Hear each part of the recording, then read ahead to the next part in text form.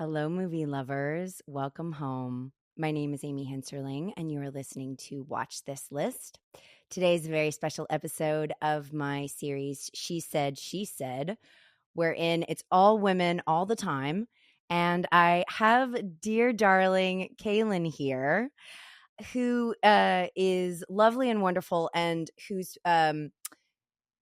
site, or I guess page, I found because I was reading about Poor Things, and she had this wonderfully insightful review that really captured my attention. And when we ended up chatting, I thought maybe we would do Poor Things, but then I thought Kaylyn seemed to have a passion that was beyond just that film. So, Kaylyn, hello. Hi. Tell everyone what you told me when we met about just like what it is that you were in search of finding that you felt like Poor Things lacked, because that is something that I felt like catapulted this whole thing for us together.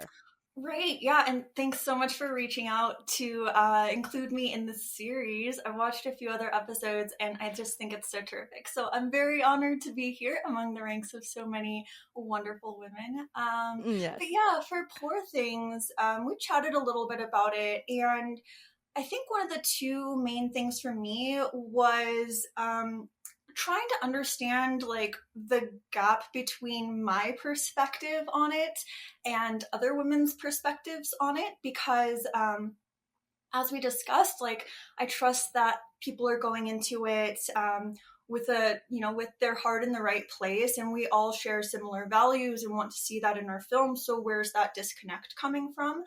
And I think that for me, a part of that was a lack of, frankly, romance in the film. The idea that she is kind of coming into herself as a woman and experiencing relationships with different kinds of people and sexual relationships.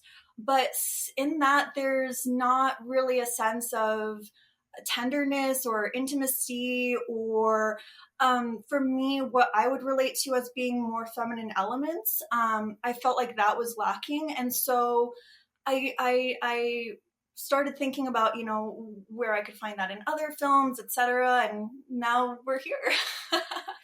Yeah, and I thought I told Kaylin this, but I may have even like said this just to other people after I read your review, because I was so struck by the fact that I didn't even notice those things myself. Like you even say, like the lack of eroticism and the lack of just tenderness, and that she doesn't fall in love in the film. And but it's like this, big empowerment, women empowerment movie, and I can Mhm. completely understand, even though I'm a person who loved it, that I could see it completely from your point of view. And then it was like, well, what movies do that well? Like the thing that you felt like it was lacking, what movies do it well? And as you told me, it's actually difficult to find those things. Yeah. And I think it led to a really interesting conversation and kind of deep dive and a little bit of even soul searching for myself of like, what is that? What is that kind of representation I'm actually looking for? Because you can say romance and that means a billion different things. Some people will think of The Notebook, some people will think of, 13 going on 30. I don't know. Yeah. And so there's so much variation. And I think, what was interesting too was how our conversation led to how do men depict these experiences? Because Poor Things was, the original idea was based on a novel by a man, and then it was adapted by another man, and then directed by a man. And that's all perfectly fine. Like, the thing is, in our conversation too, is like, neither one of us, obviously, since you liked it, think that, these stories they're not off limits to men. Like, I think it's good and valuable. For men to tell women's stories too, and use that as an opportunity to understand and listen and empathize, all of that. And so it's like, where can I find what I'm looking for from these stories from male directors? And I think that Exactly. that's, yeah, yeah. And I think it's interesting because it's something that I hadn't really thought about a lot before. And it's something that, like, when I started thinking about it, it was a little bit stressful where I'm like, this doesn't exist, but it does. And so now I'm glad we have an opportunity to, inform other people. Here are some great opportunities, to watch movies that at least I feel capture these things. Well, and also I think you made a great point. I just remembered that we were saying that A lot of times the ones that try to represent the thing that you're talking about are like Portrait of a Lady on Fire, or Hmm. where it's like it has to be a female director, or it has to be about a lesbian relationship, or there's something, there's elements to it that are like very blatantly female, but Right. it shouldn't have to be blatantly female or like intrinsically in order to be represented well. I think that's where it comes into, it's not that we're saying that men can't do it. It's that Hmm. it seems like the reaction against this is to go too far in the other direction, which is to say that only women can do it, and that can't be true. No, I don't think so either. And then it like opens up the idea of like, okay, so then can women not tell men's stories? And it's like obviously that's not the case. Exactly. Like the Exactly. idea is to have a collective, art, like group of people who are appreciating the art together, gaining different things from it, and it's just like we need the variety and diversity in who's telling the stories, but also whose stories we're telling. And I think that it's just like this area of telling women's stories by men has been maybe not given as much focus as some other stories that men might to tell, like to tell about women's lives. It seems like a lot of the films that, when I was thinking about it, of like what are some films directed by men that feature women's lives that I feel are really good, and it's a lot about like suffering and the struggle, or it's very much Yeah. like, she just wants to find love. And so it's like, where's the kind of equilibrium between recognizing what women go through without making that the core of it, and then like what women want without making that core of it, and understanding that like women are people and you're very complex as anybody else, and there's a lot of nuance and variety in the stories that should be told.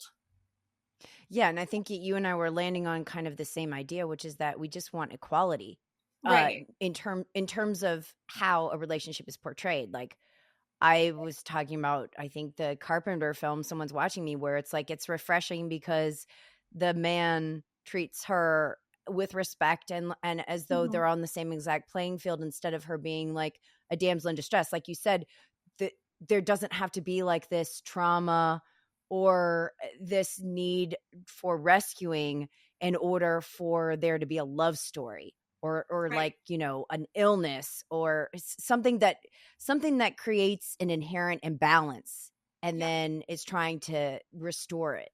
Hmm. Yeah, I Yeah. think that's a really good way of putting it too, is that imbalance. Because again, like I feel that a lot of people do approach these things as an audience or as the person telling the story, in earnest. Like I think that there is a true intention Right. of trying to tell these stories. So it's like, how, like, where's the kind of disconnect coming from? How can we acknowledge that, talk about it, and proceed in a more constructive way?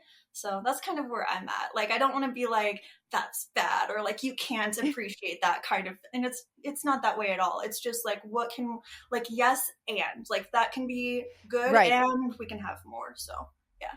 So the one that came to mind for you, I Hmm. think pretty much almost like this was the one that you really felt that you want Yeah. to do, was one that I hadn't seen, Donkey Skin, which is Hmm. such a weird title. I mean, I Yes. get it, but it's like I'm about to watch Donkey Skin. It's like, oh, that I doesn't know. sound like super appealing.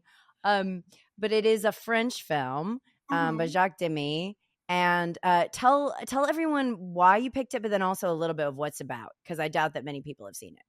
Yeah, yeah. So I think for a little bit of background for me, it's one that I appreciated even outside of this conversation because I'm such a sucker for like 70s big technicolor, that kind of Hmm. stuff. And I know that by that era it wasn't really the big technicolor movies, but Jack Demme was still doing it, and he was doing it really well. So in this one, it's maybe a deeper cut from his catalog. I think most people would know like Young Girls or Umbrellas or those kind of bigger films. And so this one is, maybe overlooked a little bit, which I think it should be seen more. I think it's wonderful. It's just a sweet little, very, very. I almost wanted to say gaudy, but I feel like that's maybe not the right word. But it's very over the top, Fanciful. fanciful. Yeah, Yes, it's very it's a nice big. way. So it's a fairy tale that is based Mhm. on an old, like, classic French fairy tale called Donkey Skin, or I think in French it's Podon. Mm. And so essentially in the story, it's about a princess and her mother dies, and the mother's dying wish was that her husband, the king, not remarry unless the person he marries is as beautiful, if not more beautiful than her. And so Uh-huh. King, kind of struggles to find a woman who could possibly be as beautiful as his wife. And Uh-huh. lo and behold, he chooses his daughter. So, so the film kind of But follows her trying to grapple with like what love is, and also trying to escape this terrible forced marriage to her father.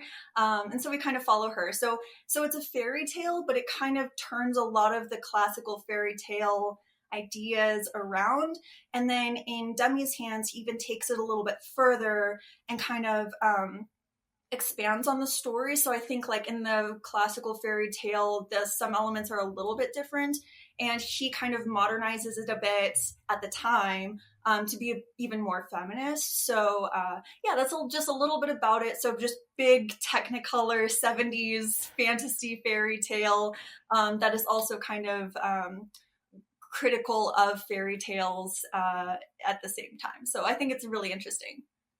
and it's kind of like the whole like incest, father daughter angle kind of Mm-hmm. feels to me like just like mythology, or like, it versus thinking trying to like put it in a modern day context. What I was Mm-hmm. doing, I think mentally, was, thinking of like Greek or Roman mythology, and just thinking Mm-hmm. of these characters as like, because the movie treats this as though it just makes sense. It's like, oh, there's my daughter, and she's singing in the front yard, and oh my gosh, she's so beautiful, I should marry her.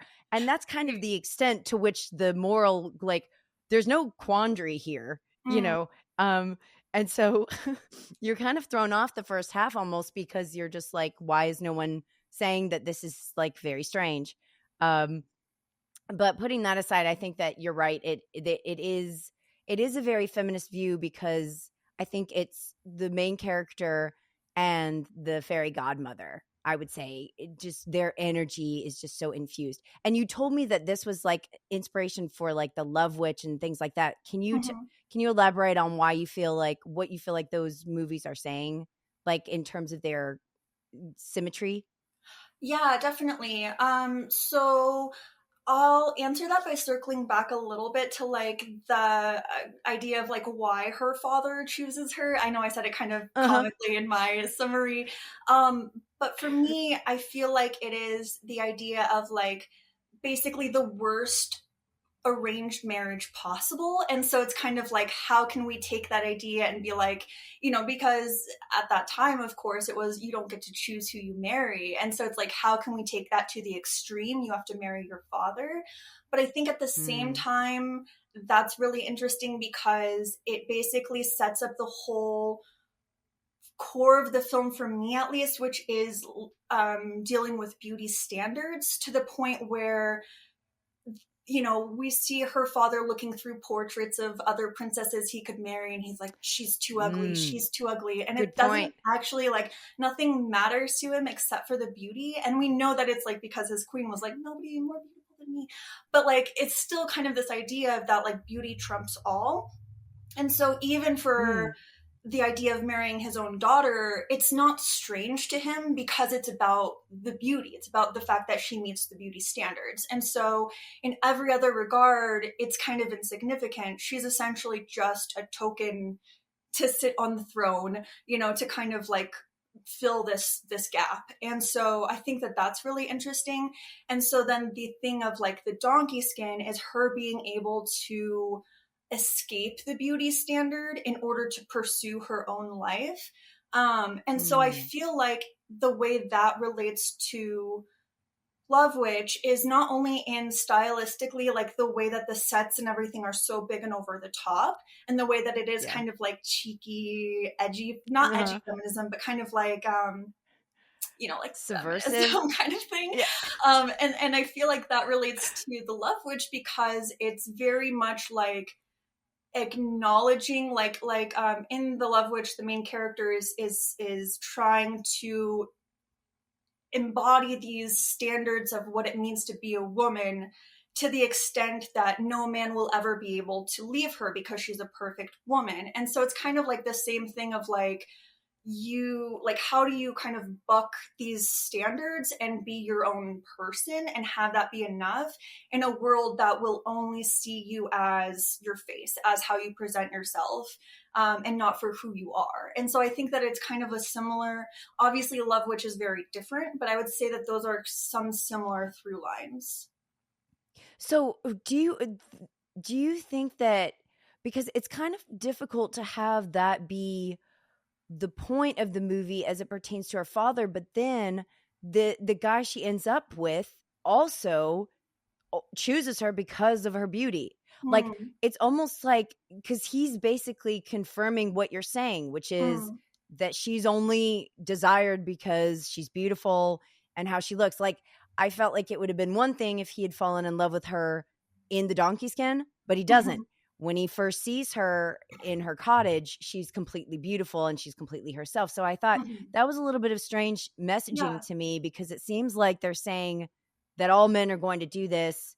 It doesn't matter, versus him meeting her in her unattractive state and being very drawn to her, but maybe not knowing why. It really Hmm. didn't go that route at all. It went the route of like, she's so gorgeous and I want to be with her forever, you know? Yeah, and I completely acknowledge that. And that's something that I've thought about a lot too.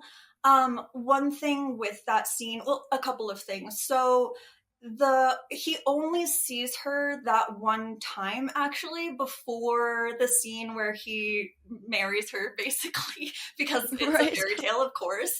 You Right. don't get to know the person you marry, silly. Um, Silly. but one thing that I will point out about that scene is that she's in her cottage and she's Mhm. combing her beautiful hair, and he kind of he encounters the cottage while he's out on a walk and kind of climbs up and peeks in through a window and watches her. Um, and Mhm. so I feel that the way that you interpret it is very true, but at the same time, I understand it as kind of like he's one looking, it's kind of like literally he's looking internal.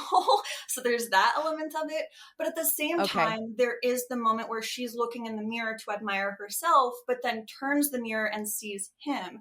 And so for Right. me it's kind of like she escapes this arranged marriage with her father and is able to pursue her own desires, and then it becomes about her gaze and what she wants, and she wanted the prince. And so as much as he's admiring her, she's admiring him. And in my feeling, the focus is more on her gaze.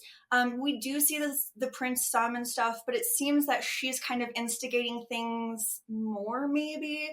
I mean, there is the whole like bake a cake, yada yada, and that's how he really falls in love is, bake a cake. Yeah. Um, yeah, for me, I think that the film is kind of, while not doing it in as thorough a manner as it should, trying to shift it from being about the male gaze to the female gaze, in the sense of her owning her beauty and choosing when and who to share it with. Okay, so you feel like it's not necessarily a commentary on, like, you know, you should be loved for who you are regardless of what you look like, is as much as it is that, like, you taking ownership and personal agency of who you are and what you look like, and the like, basically sort of making it your total package as opposed to it just being one facet that gets you. You know what I mean? Yeah, because I Maybe? think that's a part of it too. And I mean, when we talk about like representation for women and stuff too, I think it even, if it didn't come up in our conversation, maybe it was one that I listened to and I'm mistaking it for a conversation I had. But there's this idea that like, yeah, with some women, it's like if you're gonna be a strong woman, you can't also be like feminine. You can't also have these Feminine? other qualities. And so I Right. like the idea of like she doesn't like, as much as she is, bucking this stereotype of like you're only valuable because you're beautiful, she doesn't have to completely surrender that part of herself either. It's not like, oh, if you want to be respected, you can't look this way, or, you know, you have to, you know, be a certain way. She's still able to embody her femininity in a way that feels good and wear beautiful gowns and enjoy that part of who she is, but then still find love. And I mean, yes, I would love if they had like had a conversation or even Yeah. introduced themselves to each other, because Right. I don't even know if that happens. I Um, know. but yeah, they pretty much just like fall in love and roll down a hill and ride in a boat and do some drugs and eat Sing. a bunch of food. And like, I kind of relate, like that's a beautiful romance. but but there should be more. There should be more. Well, the only thing that I honestly would have felt more like whatever you want to call it, edgy or whatnot to me would Sure. have been that like he met her just not beautiful yet. Mm, And, you know, kind of like I just watched Shakespeare in Love yesterday because my mom wanted to watch it. And I was nice. thinking about this and that, where it was like, this isn't, it's not a great movie, but I do Mm, like that, like, he kind of falls in love with when Gwyneth is the Thomas Kent character, you know, when she's the actor, that he's mm-hmm. sort of falling in love with her as she is him, basically. So I'm just saying, like, there's a I think maybe this is a desire of all people, regardless of gender, but just to be desired for yourself, Yeah. even if you looked terrible, you know, or looked tired or weren't whatever. Mm-hmm. Because obviously anyone could fall in love with Catherine. I mean, she's stunning. So Yes. it's but I mean, I get it. And I also think that because she does the baking and then she sends him the ring, that kind of like Cinderella thing where it's instead of a glass slipper, it's a ring. You're right that it's kind of like it does feel that she is maneuvering as opposed to being manipulated or controlled in any sort of way. It Yeah. does seem like she has that control. Yeah, I mean, I mean, I do wish that there was more from it. There's a part of me that's like, and I hate when people do this, so I kind of hate that I'm doing it too. But there's a part of me that's like, It's well, okay. it's based on a certain source material, so he's Yeah. following the storyline. But then I'm like, then again, I'm like, girl, there's a helicopter at the end of the movie, so it's like he definitely was taking creative license. It's just a matter of like where he chose to take it. So it's like I definitely do feel that it would have been a better and more fulfilling watch. But I think that, like, for what it's doing, I think it accomplishes I it agree. well. I'm Yeah. definitely not going to be like, this is the perfect feminist film. But I think, in terms of like trying to acknowledge some of the burden on being a very feminine person through a very feminine lens, it does that relatively well. And I just think it's so much fun. And But it's I so pretty too, Kaylin. It's so pretty. yeah, Like it's just so bright and beautiful, yeah. and I love the that well, this is a spoiler, but I don't care. The that he ends up with the fairy godmother and Mm, that whole thing of like, wait a second, why are you so against this is a very interesting twist because I feel like that the fairy godmother might not just be against it because she's with her dad, but that she may have feelings for her dad yeah. or be like, you know, like a woman who was scorned and rejected. That was very good to me because women are like that. Like we're Mm, not just like, you know, good all the time. We have right. ulterior motives, you know, sometimes. Yeah, and I like that relationship between her and the, I think it's the Lavender Fairy as well, because it's like, Yeah. as much as the fairy is her fairy godmother and there to help her, she is also kind of trying to maneuver her out of the picture so that she can make her move with the king, which go Yeah. for it. Is much more reasonable partnership. But yeah, and it is Yes. kind of interesting too because you can see the way that it's like very subtly set up to that point too.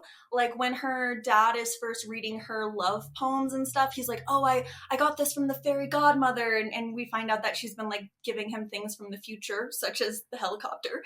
And so it's like Yeah. this kind of like very subtle tying in of like the fairy godmother's been giving him love poems, and then he's turning around and reading the love poems to his daughter. And so it's just like, yeah, so as much as there's like this kind of element of solidarity between women where she's like, definitely don't marry your dad.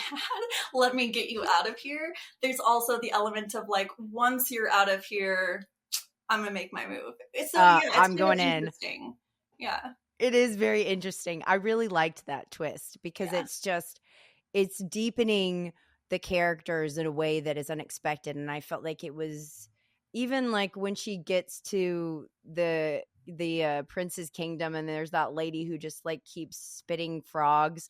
There's just like all these different elements that are very, you're like, oh, okay, like I don't Mhm. know, it feels like world building, like a very successful world building Mhm. exercise, and then also having it be a musical adds this softness to it, I Yeah. feel, and just this like obsession with love, like Moulin Rouge, where it's just like there's so much love for love in it, Yes. especially new love. Yeah, it's Yeah. so romantic, and that's also how it Hmm. ties into love, which is just like you said, the obsession with love, the obsession with romance. And I know that is Yeah. very like stereotypical for women, but at the same time, like I think romance is important to everybody, and I feel like the feminine sphere is just a space that you can maybe express that a bit more. But I think that everybody wants romance in their life, and everybody wants, to eat bonbons and roll down a hill with their lover, right? I mean, who wouldn't? Who wouldn't?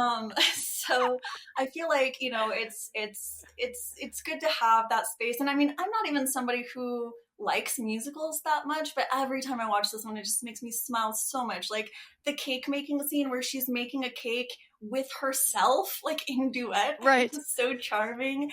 And yeah, oh gosh. If you don't mind me circling back to like the world building and stuff too, Sure. um I was really thinking about the King's character a lot the last time I was watching this as well, just last week for this review.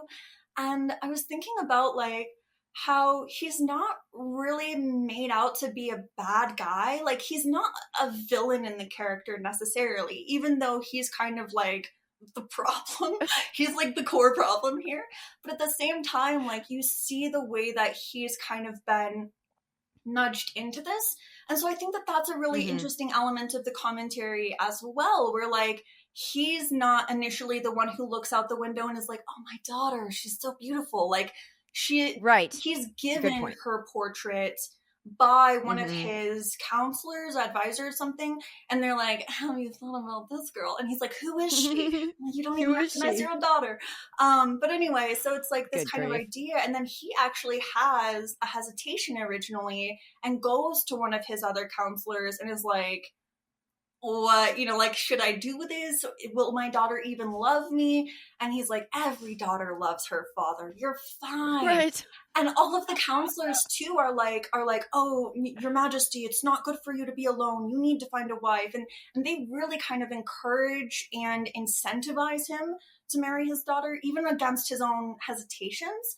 And I Right. mean, the fact that he comes around to it is like, I'm not trying to say that he's a good guy. I'm just saying that like it's interesting that there's that element of his character too, where it's kind of acknowledging that like as much as these oppressive elements of women's lives do come from the choices and actions of men, it's not like, it's like there are forces that are moving those men as well. And so it's like it's not just one person, it's the societal encompassing impact of being a person in that society that kind of pushes you to do these different things. So I thought that that was interesting as well. Like there's not really any villain characters in the film. They're all kind of given this sort of duality of, good and bad, and they're all a little bit complicated, which is rare for a fairy tale as well, I think. Oh, totally. And you're actually doing a perfect transition to our second film, Yeah. because I think Blue Valentine is definitely duality. Like Mm. like for both characters. I don't Yeah. know if you felt this way when you saw it, but like Gosling's character Dean is a good guy, but like also not a good guy.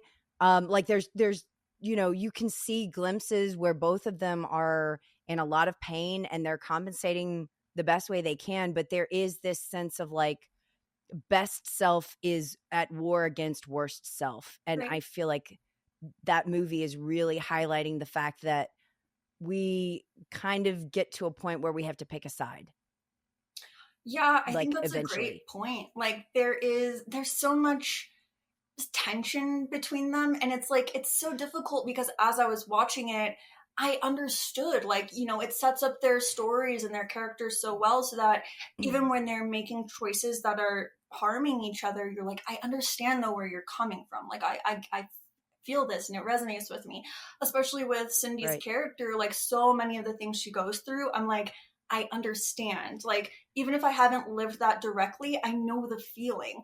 And then the fact that I was able to get that from Ryan Gosling's character as well, even though I definitely haven't shared a lot of those lived experiences, just goes to show, Right. it's they're allowed to be these like full-bodied, real people, which is such a nice contrast to like the fantasy element. It's like then we get this, you know, reality check kind of what it means to be in the world.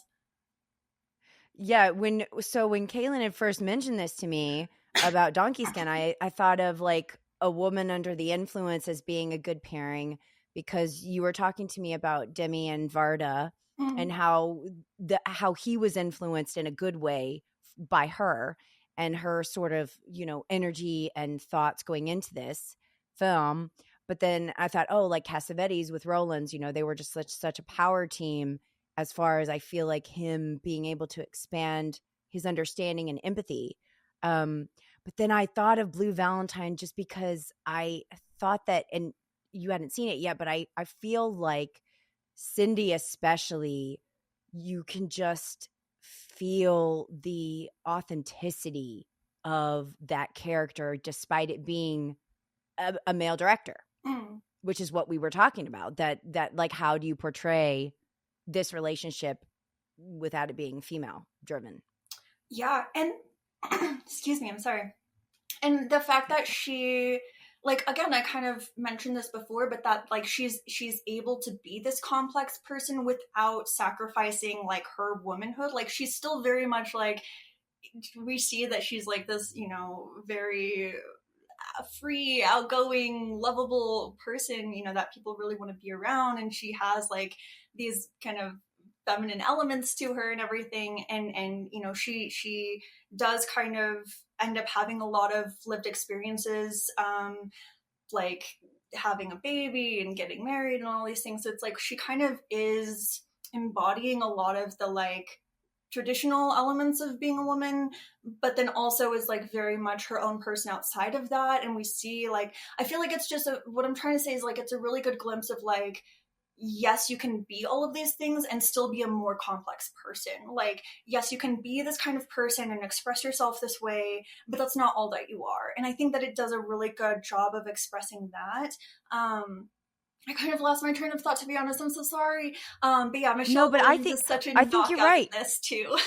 She's so good. And then it's also like the dynamic of just like, I feel like it's a commentary on relationships in general, right? Mm, Because it's like, you know, they're both young.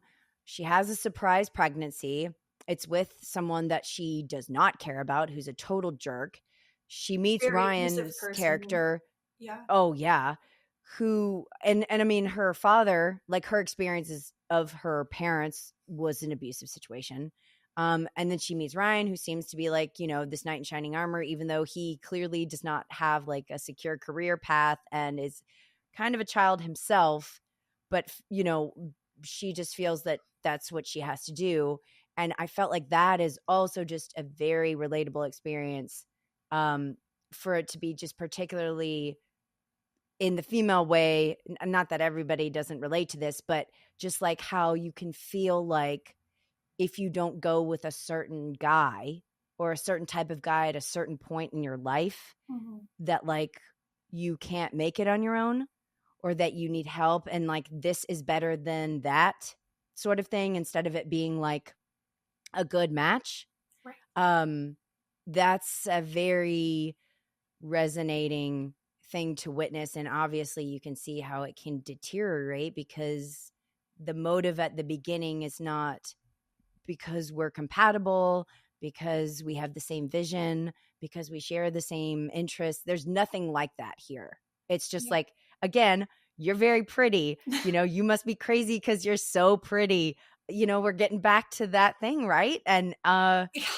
yeah, I don't know. How do you deal with it? Like, how do you reconcile this stuff? Because at one point I'm like, well, yeah, I get it. I'd be in love with her too, but I feel like I don't know. That's a tough one. Yeah, and I love the line early on when Ryan Gosling's character, I think his character's name is Dean. But anyway, Dean. Ryan Yeah. Gosling, Yeah. he's like in the middle of a moving job and he's talking with one of his coworkers and they're having a conversation about that imbalance between women's ability the women's ability to feel like she can choose her partner versus the man's ability to Mhm. feel like he can choose his partner. Whereas, like, I think I'm going to butcher the line, but I think he's like, a man will find his dream girl and then do everything to get her.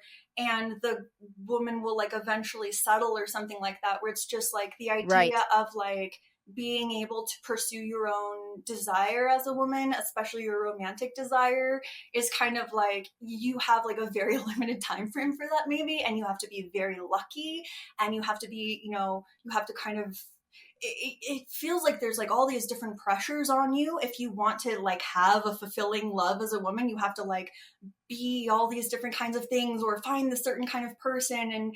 And like, I mean, I'm not the right person to ask or to try to say what love is or how to find reasonable, good, long lasting love. But it's just like this idea of like there's so much more complexity and struggle that can come from being a woman in a romantic world rather than being a man. And I thought that was pointed out really well. And then, like you said, it comes back around to where like she's in a situation where she is so scared and she needs support and she doesn't know where to go. And so, then she goes out in the waiting room after, her medical Yeah. operation and rejecting it, I guess, and just being like, this guy is here and he says he's going to stay. So that's what I'm going to take. And it's just like, That right. it's really Right. challenging too, because it's like you see that she does like him, like there is this kind of like cute spark, the tap dancing scene, so classic, but it's like it's Yeah. not really fulfilling for her. It's just meeting a current need. And that's really Right. challenging. It's really hard to watch, and it's part of what makes the film so heartbreaking. It's like you said, like so many women do end up in that situation, because of circumstances that are out of their control. Um, Right. yeah, I Or don't, they feel like I feel like there's like a trapped feeling where it's like yeah, the only way that I can cope with this, because I feel like such a failure myself, mm, because mm, she did, where it's like she had that happen to her when it could have been prevented. right, And so there's already that like shame and guilt there, especially in front of her family. Like the dinner scene when she brings him over and her dad's just like, who is this loser, mm, who didn't even go to college and all this stuff. It's just like there's so many expectations, but I feel like when you're in a situation where you have disappointed yourself, the easiest thing to do is to pick a guy that's disappointing to everyone else because you already messed up, right? yeah. Oh Not my speaking gosh. from experience at all. I'm just saying. Yeah, no, I think that's real. And I think that dinner party scene, like this film takes on so many things, and I think that dinner party scene even takes on some like of the classist elements, where it's like, oh, you didn't True. graduate college, oh, you're a deadbeat, Right. and it's like he's just this guy out there doing his best. And I think that like the idea of just like being happy with a simple life is okay. And so like yeah, there's this weird pressure where it's like, oh yeah, she's gonna be a doctor and she's getting her, Yeah.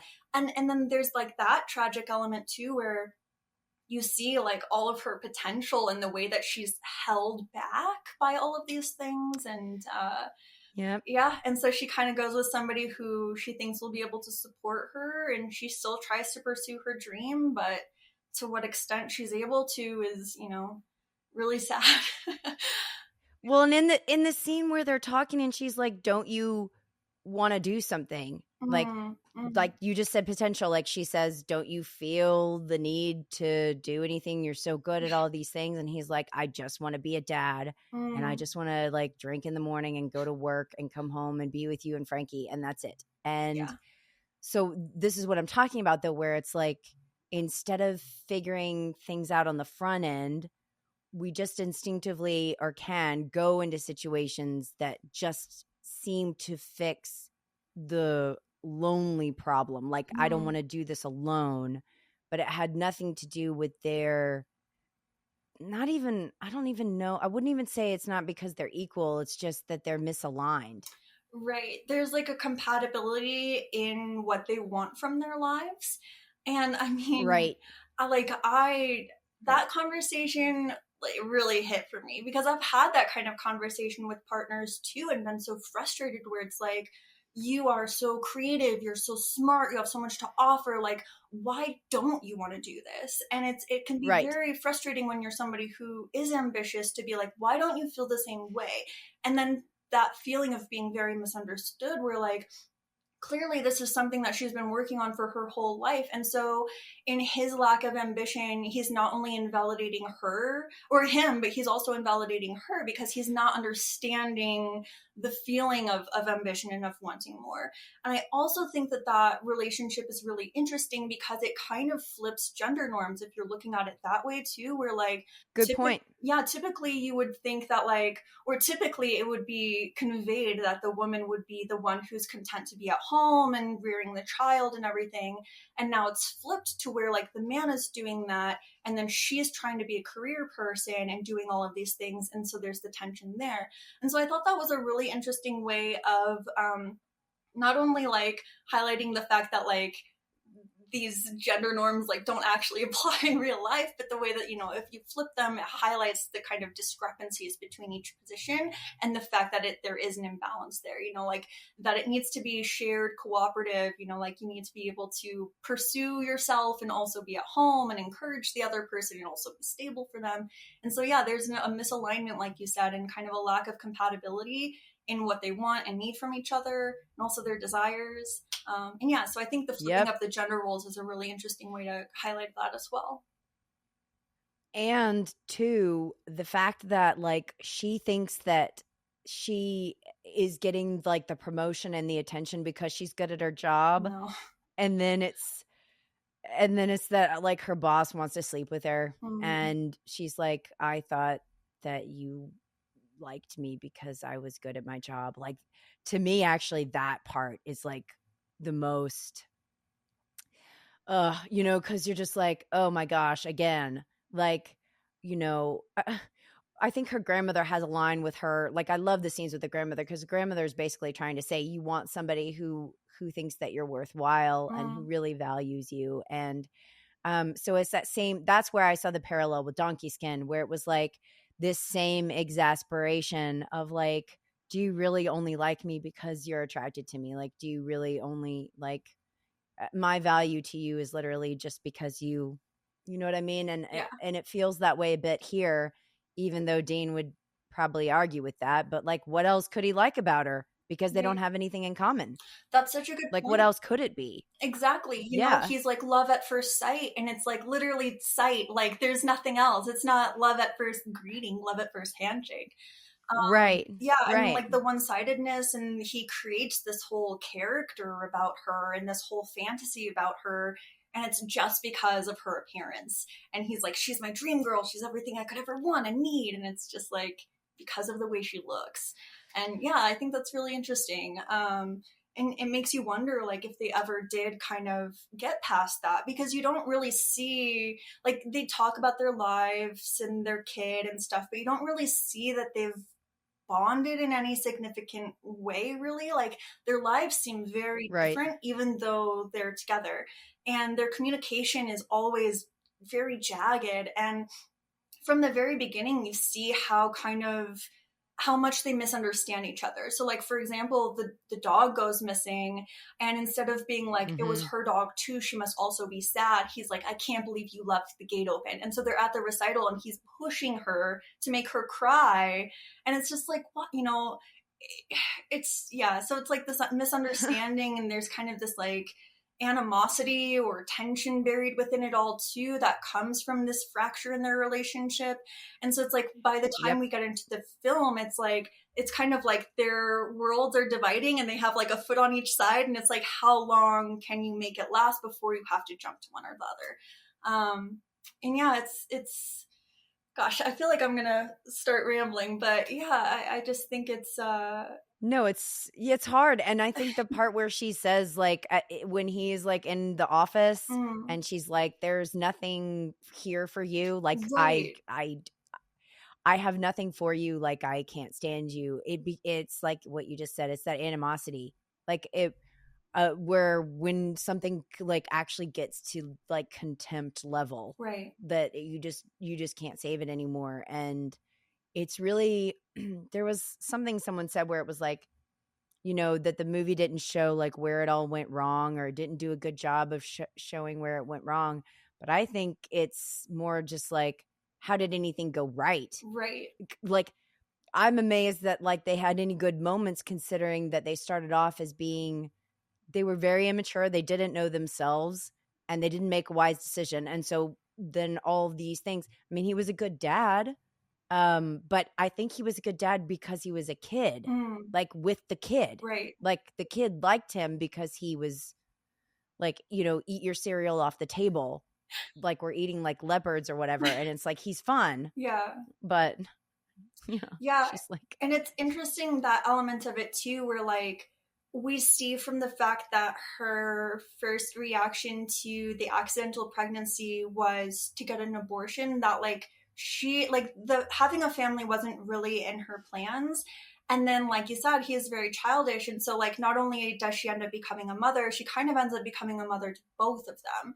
And so like where yeah. she thought that perhaps, and I mean, I'm kind of asserting my own speculations here, but where she maybe perhaps thought that like Ryan Gosling would be this figure that would be stable and supportive, she kind of ends up supporting him too. And so, like, yeah, there's Mhm. even further imbalance. And he's like, why can't you just relax? And she's like, ah, and so there's just like a Yeah. complete fundamental misunderstanding of each other's characters. And it's hard because you can kind of see, like, maybe in some alternate reality they could work. And, like his goofiness helps balance her ambition, and her ambition helps drive him to be better. But that doesn't happen because the situation that brings them together is kind of like this necessity that forces them to grow up really quickly, and they don't really get that time. So maybe it could have been, but we don't get to see that. So yeah, I think you're right. It says more about why it didn't work than why it could have. Than why it did. Well, yeah, and I think my friend Victor has said in his review that one of the reasons it didn't work is because Dean was a child, Hmm. and so he was a project, not a partner. Oh, that's a good way to phrase it. Which I think that's a really good way of phrasing it, and that's obviously not at all, like, relegated to gender. Like, Right. we all take on projects, like, people who are not ready, or who are, maybe it's not that they're not ready, but like the level of readiness needs to Mm, be similar. mm, I think, maybe, like, I don't think that we'll ever all get to this place of emotional maturity where it's like superior to others. It's more just like, what level are you mm, at currently? mm, And then what level is this person at? mm. And then meeting there, as opposed to trying to bring someone up Right. or save them, or, mature them yourself, when it's just no one can ever. I mean, it's so impossible to do. But we try to do that all the time with everybody. I know, yeah, and it's so difficult, and it can be so frustrating when it feels so simple to you, where it's just like, just do, if you could Yeah. just wrap your head around this thing.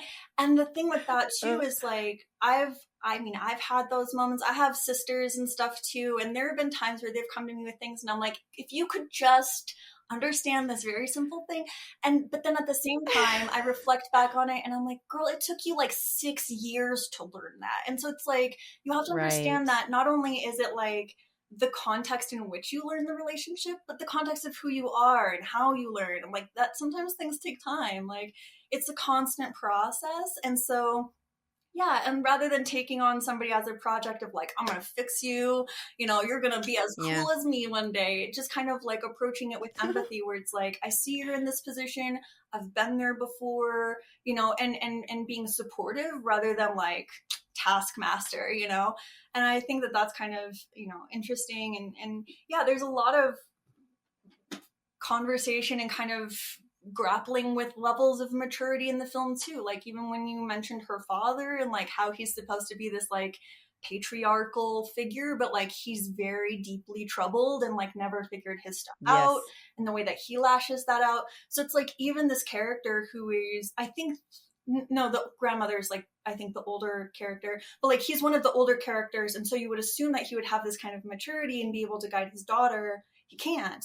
um Right. and so there's, yeah, it's like you kind of see where people are at in different phases of their lives, and the way that even if they want to help each other, they can't really. And sometimes if you try too hard, you end up causing more harm than help. So yeah, I'm glad you brought that Well, up. and Dean has a really strange line when they're like the really hard sex scene where he says, "Do you want me to hit you like I'm not going to hit you?" That to me was like, oh, we don't really get into it with her, but that seemed like it's telling us something very key about her and her past and Yeah. like what she's normally drawn to. So there's also this implication that maybe, and I could just be projecting here, but there's also the implication to me where it's like she chose him because he was good, and she was trying to get away from her past bad tendencies or the type of people she was attracted to, Hmm. and just be like, no, I want to be with a guy who would never do that. But then for him to say that is kind of like, I don't know, like that's familiar to her, and she would actually be more comfortable, even though ultimately she wouldn't. So it's like you don't even know what Cindy would want. Like you don't even know who would be able to fulfill her, really.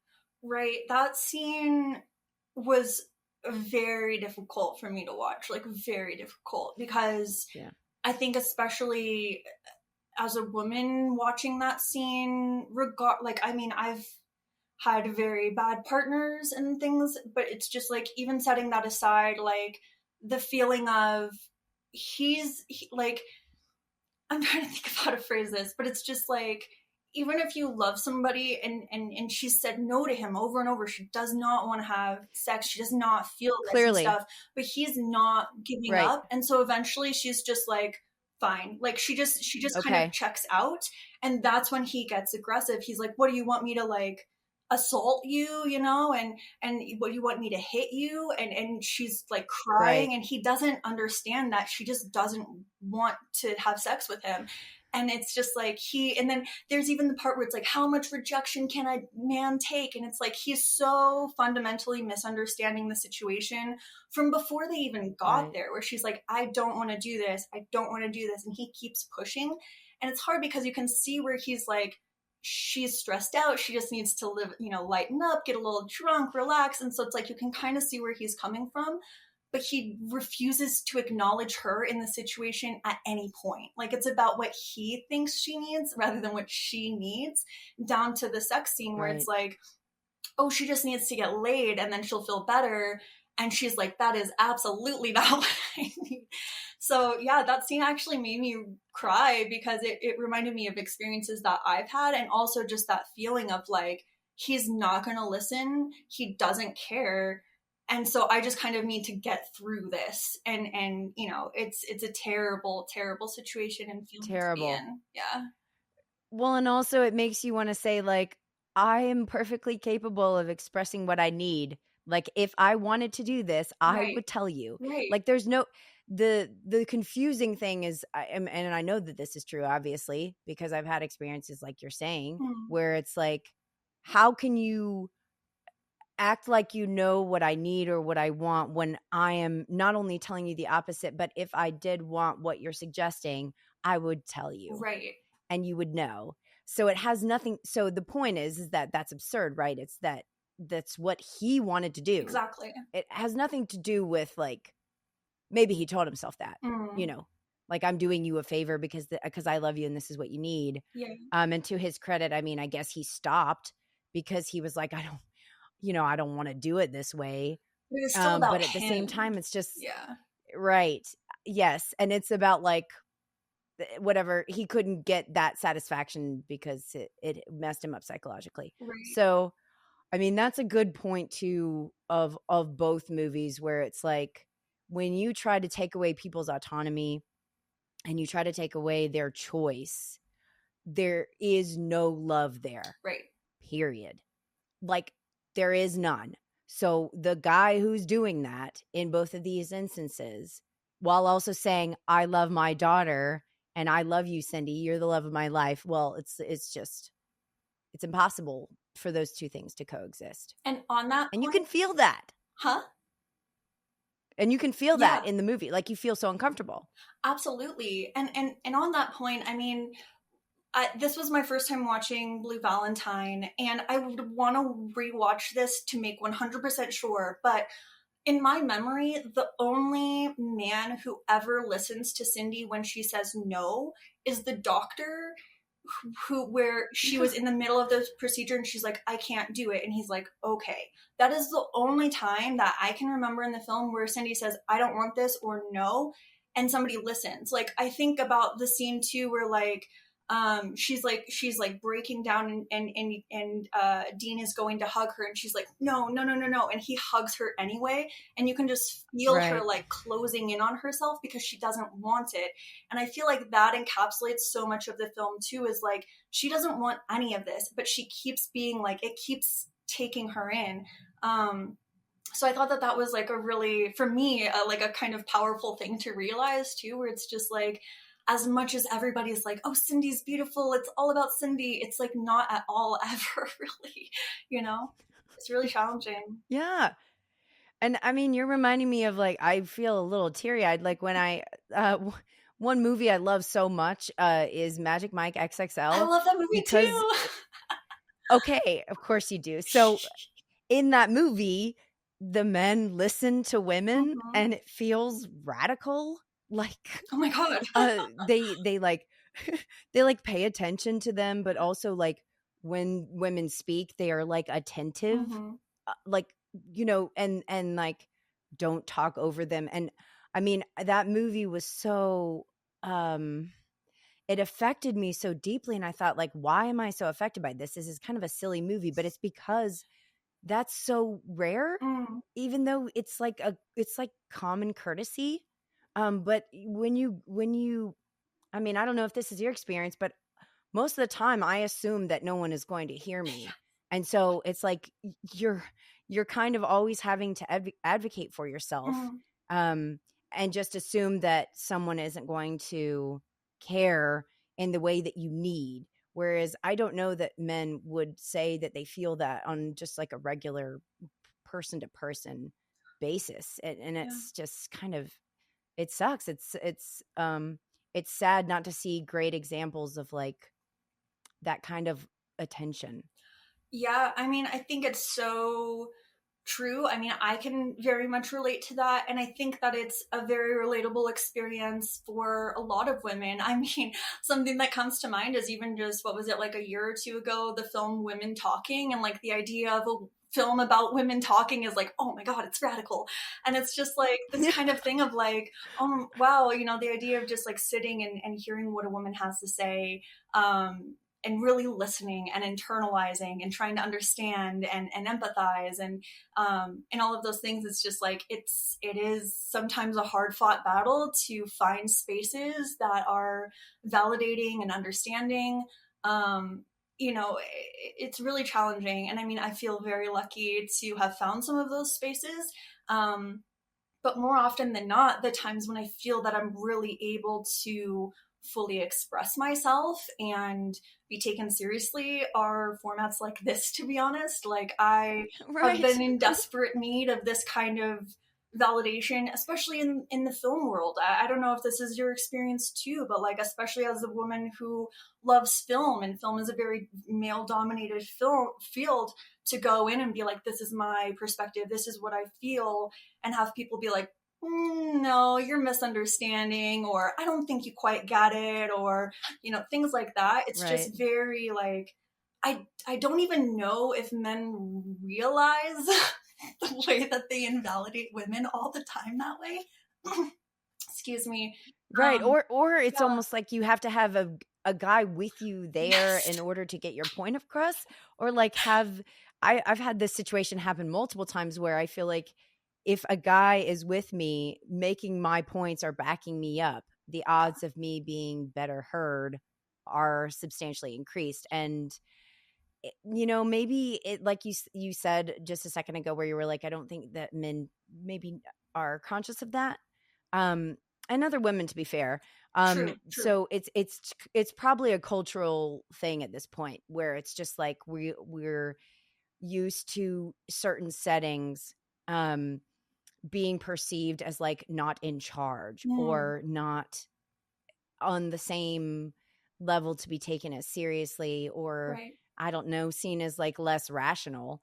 Um, Yeah, but yeah, there's a lot of frustrations, and I hate to, like you said earlier, like we're not like oppressed, yeah, but at the same time, I don't know, it's kind of like a desire to get past this, right. and I'm sure that it's much better now than it was, in the 70s, like Town Bloody Oh Hall, my God, where it's like Gloria Steinem and they're like really suffering for yeah. real. I mean, that's different, but still. Yeah, I mean, I have been thinking about that a lot. You know, I'm about to turn 30 in a month, and I've been reflecting a lot on my life and the different opportunities that I've had available to me. And one thing that I've thought about is like, wow, here I am about to turn 30, and all I'm thinking about is the potential I still have for my life. Where if I was, alive maybe 30 or 40 years ago, I would probably have a kid on my hip and one on the way, and that would be my life. And so it's like the way that the Hmm. world has changed for women and opened up to provide more opportunities, and that women are being heard and there are more stories, and more voices to relate to, I think is so true, and something that I feel very privileged to be alive right now. And then also just like the Yes. understanding of like my privilege in general as being like, a woman who can support herself, and I am white, and Right. live in a big city and stuff, so there's different privileges and everything that I understand that I have as well, aside from just like not Yes. having to have a kid and not having a ring.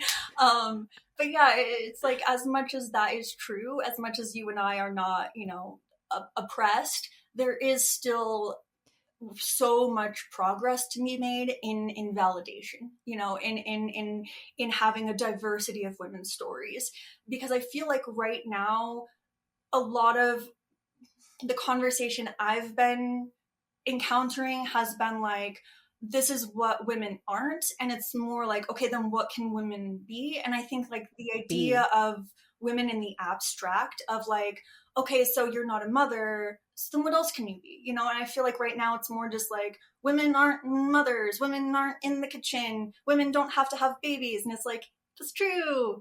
And then it's like, I guess that's it. And so now it's kind of like, women also enjoy sex, and we're like, yes. And so it's like, for me it And feels like yeah. while we have progressed substantially, it's like now we're finally being seen as people, and so now it's like, okay, then give us the opportunities.